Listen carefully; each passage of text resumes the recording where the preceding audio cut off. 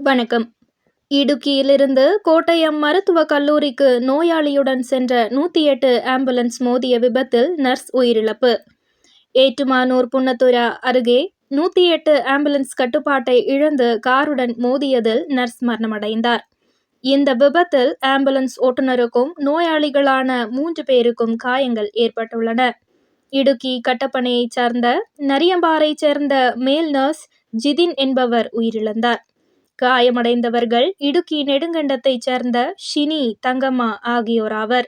அவர்கள் கோட்டயம் மருத்துவக் கல்லூரி மருத்துவமனையில் அனுமதிக்கப்பட்டுள்ளனர்.